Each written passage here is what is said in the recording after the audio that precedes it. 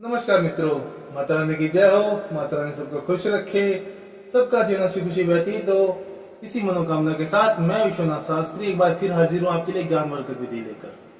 मित्रों, आज की ये जो विधि है ये बहुत ही खास है। ये खास इसलिए है क्योंकि यह विधि हम श्री कृष्ण जन्माष्टमी वाले दिन कर रहे हैं और इसी विधि द्वारा जिस प्रकार मुरली मनोहर के अंदर, उस मुरलीधारी के अंदर जो आकर्षण था, जो तेज था, वह आकर्षण और वह तेज हम अपने किसी प्रेमी या प्रेमिका के प्रति हमारे अंदर किस प्रकार ला सकते हैं। तो आज इसी विधि द्वारा हम आपको ये बताएंगे कि आप ये विधि किस प्रकार पूरी कर सकते हैं और आपका जो भी साथी है उसको आपके अंदर वही तेज, वही आकर्षण नजर आने लग जाएगा जो राधा को, जो गोपियों को श्री कृष्ण में आता था।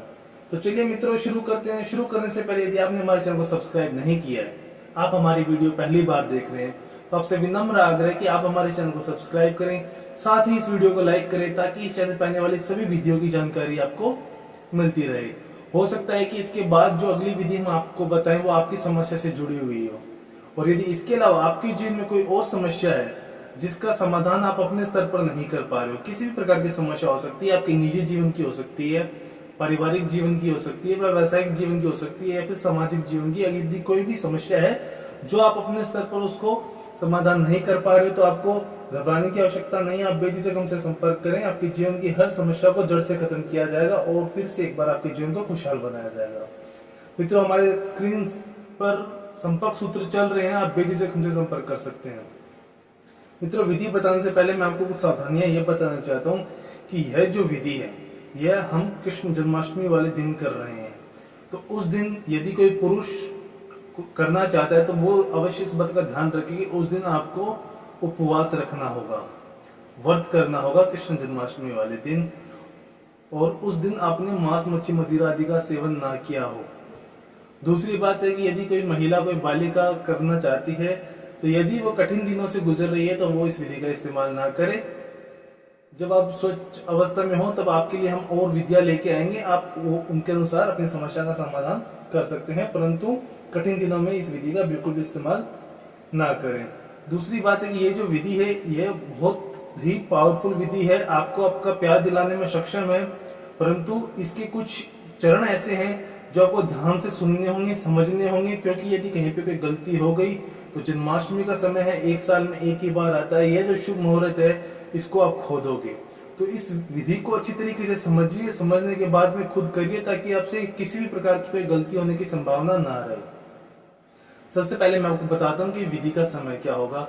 विधि का समय होगा सूर्योदय के बाद में, जन्माष्टमी वाले दिन आप ये कभी भी कर सकते हो, परंतु ये बात का ध्यान रखिए कि इसके अंदर हमको सामग्री के रूप में श्री कृष्ण के मंदिर से आपको चरणामृत लेना होगा। आप वहां के पुजारी के पास जाइए, उनसे आग्रह कीजिए, वो अवश्य आपकी समस्या को समझेंगे और आपको चरणामृत अवश्य देंगे। किसी प्रकार से उनको आपको मनाना होगा और वो मना भी नहीं करेंगे।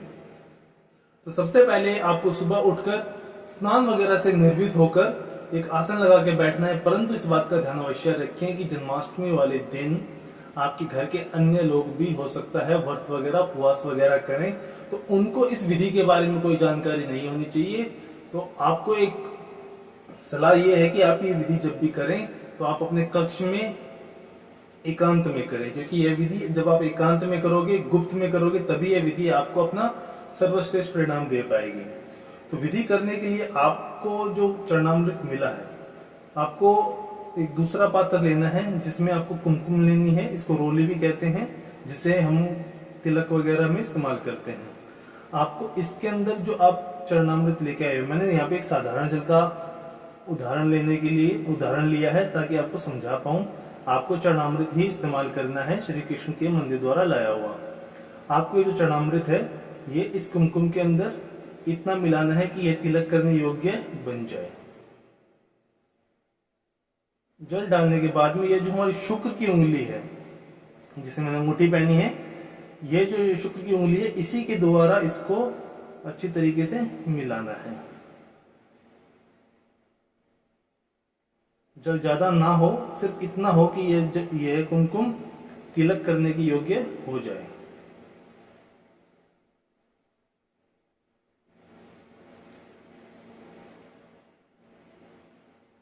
इस प्रकार इसको अच्छी तरीके से मिला लिए। हम कोई भी विधि आपको इसीलिए करके दिखाते हैं कि जब आप विधि अगर आप देख चुके हैं और देखने के साथ साथ आप उसको समझ भी चुके हैं, तो जब आप कोई विधि करने के लिए बैठेंगे तो आपसे किसी प्रकार की कोई गलती होने की, कोई त्रुटि होने की गुंजाइश नहीं होगी। इसीलिए कहते हैं कि जल्दबाजी में मत देखिए, इसको अच्छी तरीके से समझिए तब कीजिए, ताकि आपसे कोई गलती ना हो और आपको आपके लगाया गया समय आपको उचित फल दे सके। इस तरीके से जब ये तिलक करने के योग्य हो जाए, तत्पश्चात आपको इसको एक कृष्ण भगवान के वशीकरण मंत्र द्वारा विमंत्रित करना होगा। और यह भी मैं बता दूं, ये जो विमंत्रण का जो दौर है ये 2 बार आएगा, आपको 2 बार दोहराना है एक ही दिन के अंदर।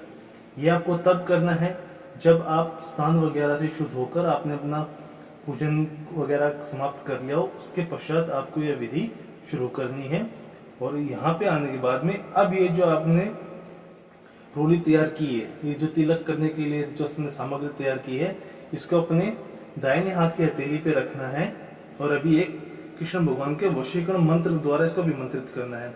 मंत्र है श्री श्री कृष्णाय त्वं समान आकर्षण मम अर्पणाय नमः। मैं मंत्र एक बार फिर से दोहरा देता हूँ, श्री श्री कृष्णाय त्वं समान आकर्षण मम अर्पणाय नमः। इसमें अर्थात ये कहा जा रहा है कि तुम समान मतलब आपके समान आकर्षण हमको अर्पण कीजिए।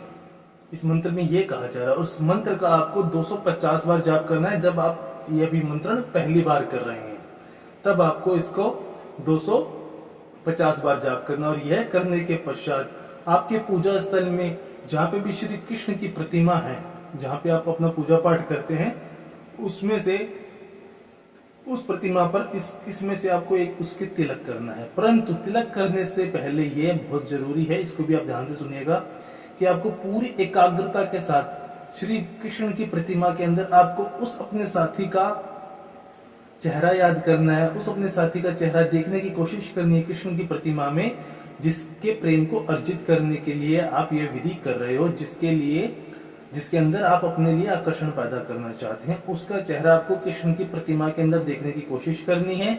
और जब आपको वह प्रतिमा के अंदर उनका चेहरा नजर आने लग जाए, तत्पश्चात आपको इसमें से एक तिलक कृष्ण भगवान की प्रतिमा पर करना है, मस्तक पे करना है।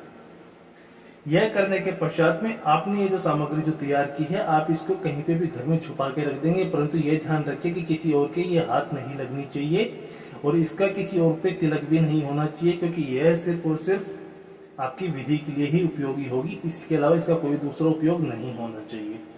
यह करने के पश्चात अब आप इस विधि से जुड़ा हुआ कोई काम तब तक नहीं करेंगे जब तक भगवान का, कृष्ण का जन्म ना हो जाए। वो आपको समय दे दिया जाएगा आपके आसपास मंदिर में, या फिर जिस किसी ने व्रत रखा है वह व्रत जन्माष्टमी वाले दिन कृष्ण जन्म के बाद में ही व्रत खोला जाता है।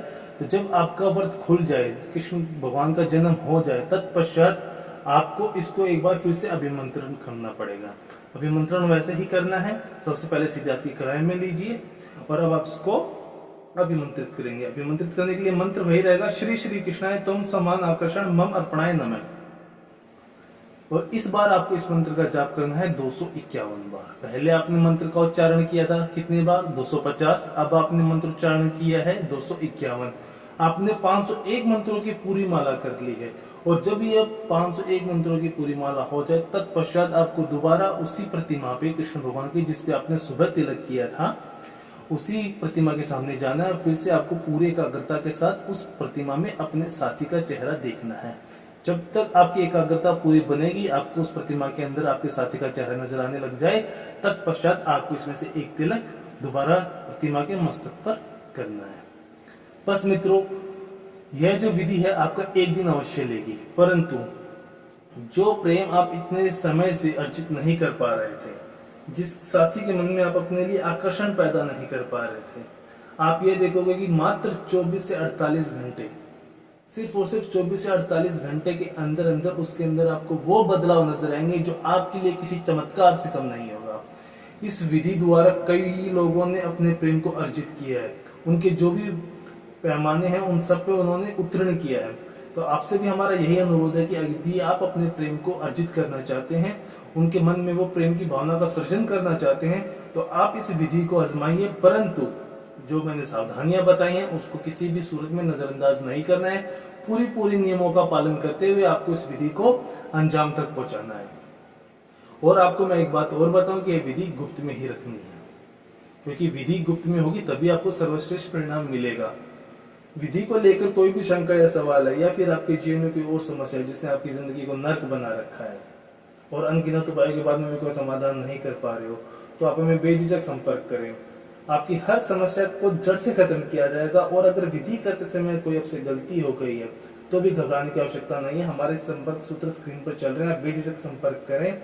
इसी के साथ जय माता दी मित्रों, जय श्री कृष्ण। और यदि आप भी उस मुरलीधर को मानते हो तो एक बार कमेंट बॉक्स में जय माता दी या जय श्री कृष्ण अवश्य लिखें।